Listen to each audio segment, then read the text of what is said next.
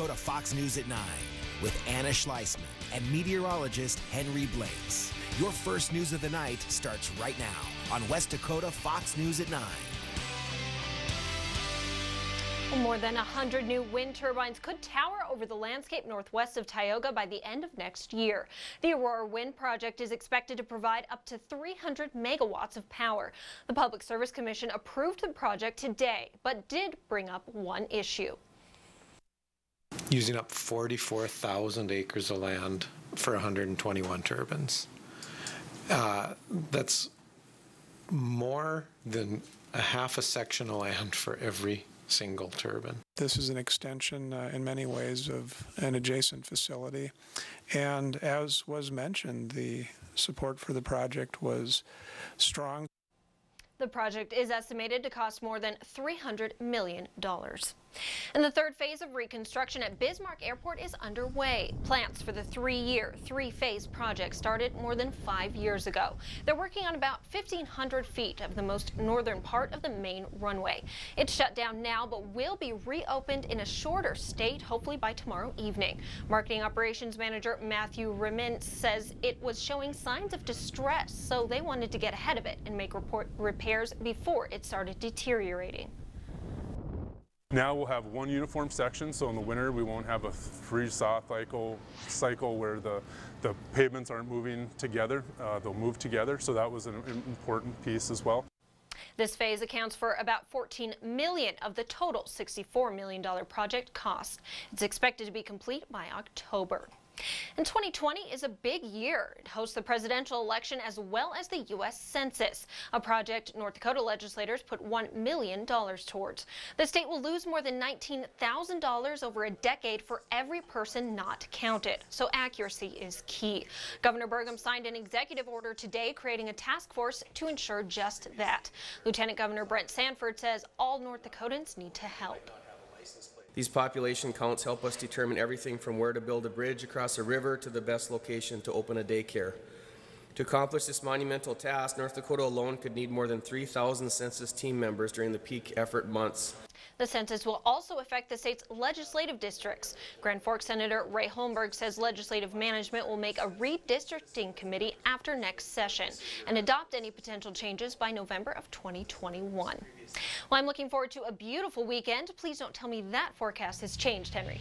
We can always hope that it stays the same. For right now, things are looking good for the weekend, but for right now, First Warn Sky Tracker Doppler radar still picking up on those rain showers along and south of I-94, and that extends into the Dickinson area, parts of eastern Montana, southeastern Montana at that, where you're getting a little bit of misty drizzle. And the showers activity across the south are going to continue into your morning commute, but along Highway 2, you should remain dry. Williston, there will be a Skywarn meeting in town tomorrow evening at 7 o'clock. That's going to be held at the Administration Building.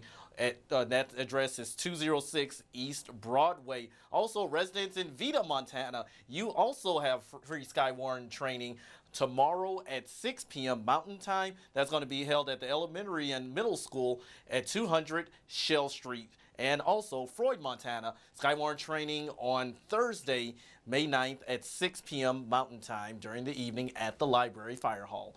More details and the rest of your forecast coming up in a bit. The president's tariffs, however, have been extremely useful in negotiating. They have brought China to the table. We believe China needs a deal more than we do. But may have gotten the opposite in the way of the outcome he's looking for, given that China is really pulling back. Mixed feelings regarding President Trump's proposed tariff hike on Chinese exports. A Chinese Foreign Ministry spokesperson saying they won't work. And Warren Buffett says a trade war would be bad for the whole world. But he says although it is a dangerous game, it doesn't necessarily mean it's one that shouldn't be engaged in. Even Senate Minority Leader Chuck Schumer, one of the president's biggest critics, tweeting out his support for the president's tough stance. And as trade talks between China and the U.S. are set to resume, Republican lawmakers on Capitol Hill are also signaling strong support. Kevin Cork reports. Trade tensions with China escalating this week with a new tariff threat from President Trump. That following an accusation that Beijing is reneging on its agreement and dragging its feet on finalizing a new trade deal. Democrats on Capitol Hill say the president is needlessly escalating an already costly trade war, but Republicans are standing behind the tough talk. This is the last best chance in my lifetime to get China to change their business practices. Tariff policy by tweet does not work. Despite the tensions, a high-level team led by the Chinese vice premier is headed for Washington for a new round of talks beginning Thursday. But there's no sign they're willing to meet a key U.S. demand and stop illegal government subsidies for Chinese tech firms, claiming they're unfazed by the tariff threat. The U.S. threatened to impose tariffs on some of China's products. A situation like this has occurred many times before. Fears that the trade war may now intensify, pushing markets sharply lower over the past 2 days. Asian stocks rebounded slightly on Tuesday, but here at home, the Dow plunging again in early trading, with anxious investors watching and waiting to see the results of this latest round of talks. It's subject to whether it's a tweet, subject to so much uncertainty at this point in time. President Trump says barring a last-minute deal, $200 billion in new tariffs will hit the Chinese beginning this coming Friday. At the White House, I'm Kevin Cork, Fox News. The United States-Mexico-Canada trade agreement is also still in the works, and Vice President Mike Pence plans to make a trip to our neighborhood. Pence is expected to be at R&J Johnson Farms in Glendon, Minnesota, about 10 miles east of Fargo, on Thursday morning, and then stop at several steel mills in the area. He wants to talk with farmers and steelworkers about the status of the trade deal and let them know how it will benefit them. It still needs congressional approval. In South Dakota, Governor Kristi Noem says she respects tribal sovereignty and won't travel to the Pine Ridge Reservation. That's where the Oglala Sioux Tribe Council last week unanimously agreed to tell her she's not welcome. The tribe is upset with legislation Noem supported that puts tighter restrictions on protests against the proposed Keystone XL pipeline. Noem says she won't visit without the tribe's blessing, but also says she hopes to change the tribal edict. Well, Native American women face murder rates up to 10 times the national average, often facing sexual and domestic abuse that goes unreported and unprosecuted. Former Senator Heidi Heitkamp proposed several bills to combat the missing and murdered Indigenous women epidemic, and others have carried on that work this session. Montana Senator John Tester is leading a bipartisan group of 17 legislators, including Senator John Hoeven, on a three-pronged approach, including raising awareness, empowering tribes, and urging congressional action. While waiting for the Senate to vote on his bill that passed in the House, he took matters into his own hands and wrote to the Government Accountability Office. This bill directs the GAO to conduct a full review of how federal agencies respond to reports of missing and murdered Native Americans and recommend solutions based on their findings. Tester says the GAO has agreed to the study. A Newtown man has been charged with murder and arson in connection with a house fire in Mandaree last month. Prosecutors say 34-year-old Donovan White Owl got into a fight with a woman he had been staying with and doused the home with gasoline and set it on fire. Authorities found the body of 29-year-old Winifred Smith inside.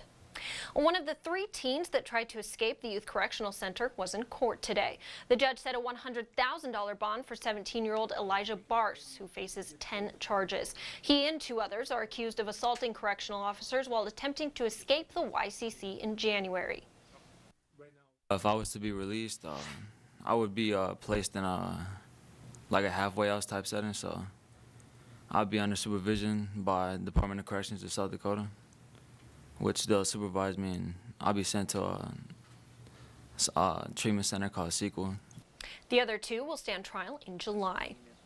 Bismarck police arrested a man they say broke into the impound lot this morning. Police first noticed someone was cutting through the fence on April 25th and have been making extra patrols since. That's when they caught 34-year-old Joshua Schmidt, who they say had several bags scattered around.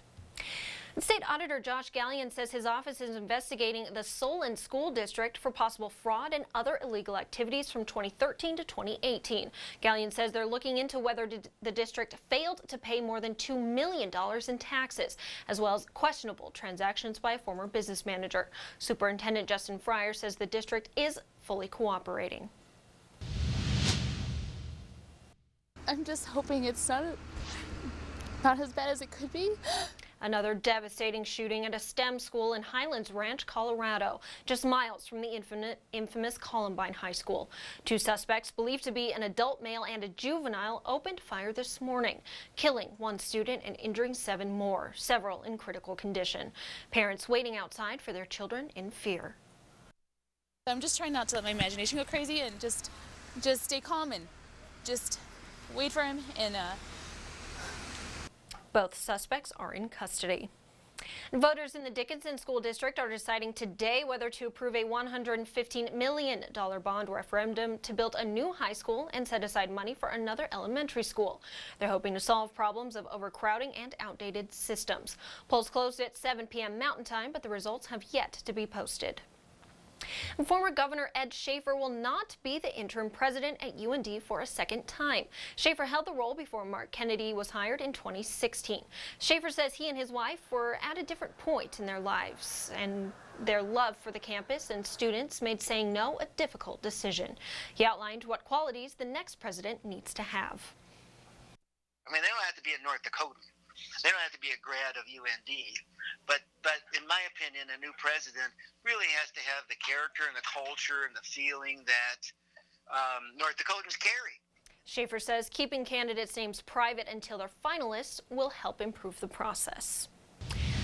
After 36 years of teaching music, Mary Pat Archuleta conducted her last school concert tonight as she'll be retiring at the end of the year. Century High School students and staff had a few surprises up their sleeves to honor her career during Teacher Appreciation Week.